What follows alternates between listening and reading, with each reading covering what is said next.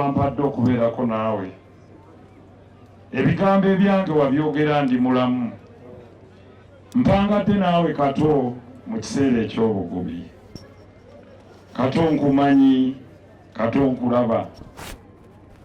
Kato bwe wali tonnafa wiiki eyo yonna nali naawe. Kato wasala Sebo Chief Mona Jeno Katumba Amara Sebo Umyuka wa Katikiro Wishtiwa Kawase Sebo Leader of Opposition abakulembeze mwena ba members of parliament ba ministers aba government y'ekimpatira ne ba ministers aba government ya ddala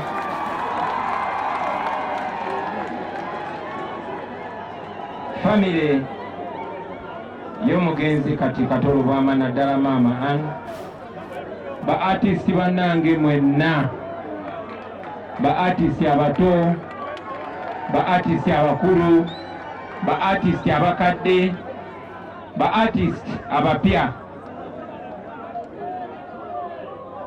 bakungubazi bannaffe mwenna abantu bawano enkozi kitalo nnyo kyakitiibwa okwogerako gye muli abantu b'enkozi nze banzalira wano nkozi mu ddwaliro. Baganda bange manyi nti n'obudde bugenze nnyo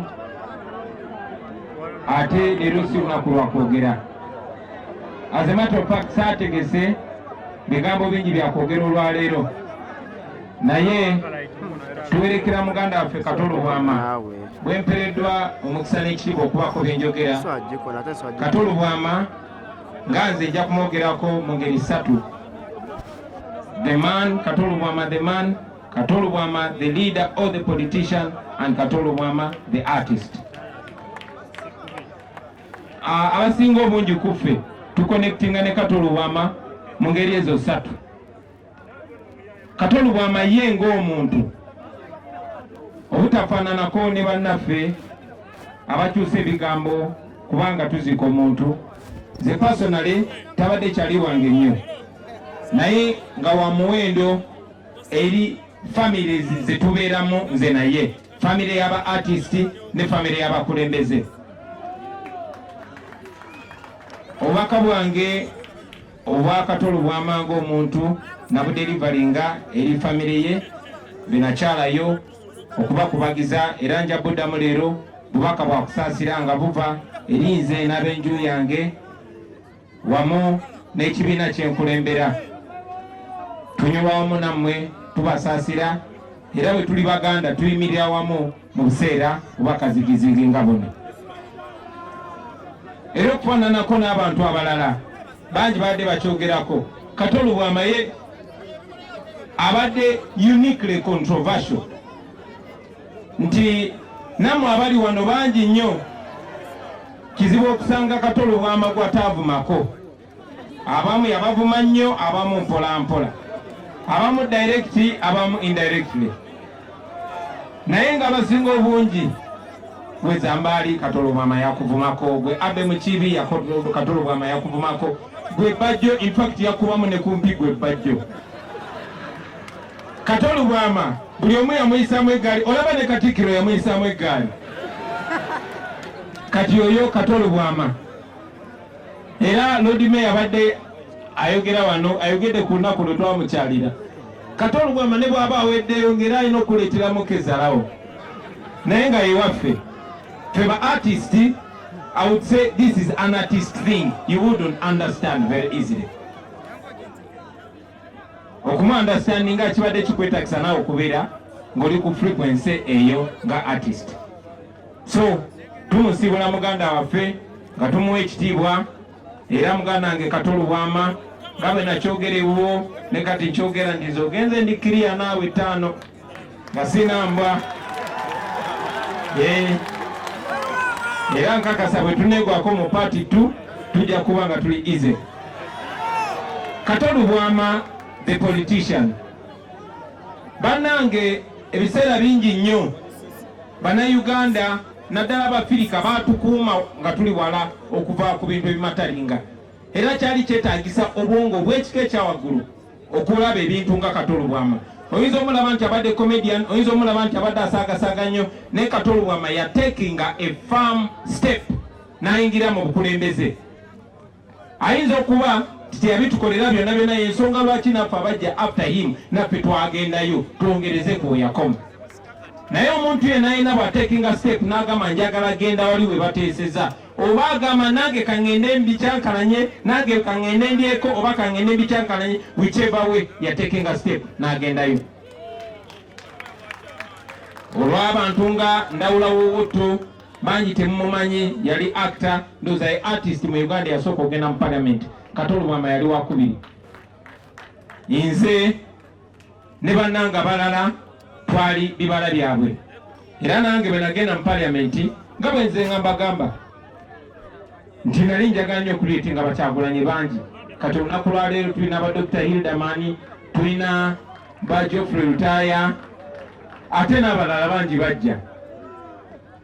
Naye Kato Lubwama tuyinza okuba twali tetukanya mu bintu bingi, naye simujjukirangako nga Kato Lubwama mu bukulembeze bwe yawagirako okunyigiriza abantu. Simujjukirako Kato Lubwama kukeera ku makya n'awagira Nakyemalira. Sijjukirako Kato Lubwama kuwagira kuwamba abantu baffe. Kibadde kimukwatako nnyo ng'abaana ba Buganda bawambibwa ne batemulwa ne battibwa, nga bawambibwa abo abawamba ensi yaffe, nga bayambibwako mwanattu bannaffe, bataata baffe, baganda baffe, bamaama baffe, betuwa ekitiibwa.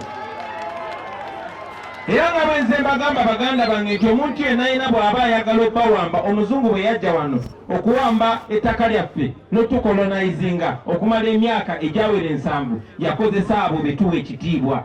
Bw'otuuka wano ani gwe bakkiririzaamu? Bw'ofuna gwe bakkiririzaamu ye n'omukusa, abalala ne b'obabonyabonya. Ekitundu kino kibonaabona kubanga baafuna abatono abo nga ekibakwatako lwe lubuto lwabwe, si mutima gwabwe.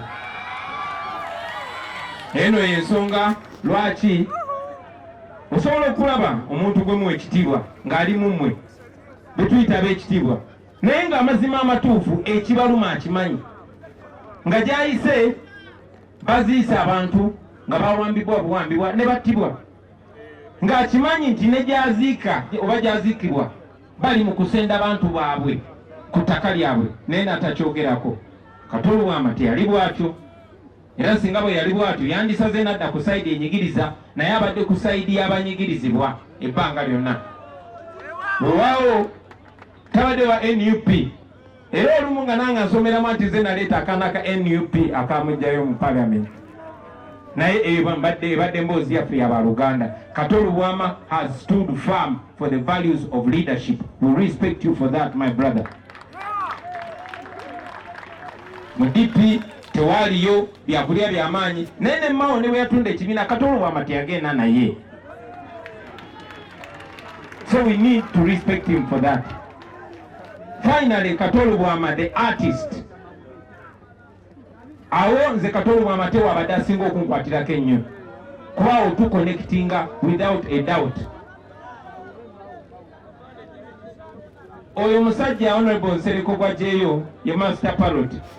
Twayimbanga ne Master Parrot oyo, era twatambula okuva e Kamocha ne tugenda ku Bat Valley nga twagala kwewandiisa naffe mu Diamond Production, ng'olwo ba Kato Lubwama ne Abe Mukibi bakozeyo bandi nga tuli bayimbi, ne tuuka naye ne bagana otuwandiika, naye waakiri kyali waffe Irene Namatovu bamuwandiika, era ye najoininga Diamonds. Eyo no Lutaya gyamusanga, era Lutaya nkyakubanja. However, twamwenyumirizangamu nnyo, batuinspiringa nnyo in art. Abe Mukibi, Kato Lubwama bagenda ku department ya MDD Makerere. Nzolwedde nali Makerere nga nsoma social sciences, ne kubanga twali tubeegomba nnyo, ate nga ne mukulu wange Eddie Wampolose, because of those people that we held so high in regard, na crossinga nengenda ku department ya MDD because of them. Era tebakomawo ne badevelopinga theatre mu Bugubi. Mbadde wano ngera Honorable Mpuga bw'akyogeddeko, nendaba abasajja ba Museveni bajja bagamba nti eno yembeera ya NRM esobozesa abantu okuzika kwegamba bakirabirala nti n'okusobola okuzika abantu baffe baba batuyambye nnyo yeyo lebo gye batulabirako olaba tubakkiriza okuzika omuntu wammwe njagala okubajjukiza nti Kato Lubwama mu kutoba kwe Kato Lubwama yazimba theatre eyasooka kukupa theatre eno wansi ne bagimuwambako ne bagimenya nga bwe bakola Sembule. Kato Lubwama nagenda nazimba theatre endala eno waggulu nga kwoli Kampala Royal Theatre era nayo bagimenya bumenya lwakola ki lwa mabanja ngera ebyatuuka ku Sembule ekyo tekyatuuka ku basajja balaba bamuwa biliyoni ne biliyoni za sente z'omuwa omusolo ngaera bwe babadde biliyoni ne biliyoni abatali bannayuganda baroko naye Kato Lubwama yali teyeetaaga yadde miliyoni 5 bawamba theatre ye ebirooto ebyo byonna ne bikomaawo n'ebyaba artist abalala bonna ne bikomaawo. That is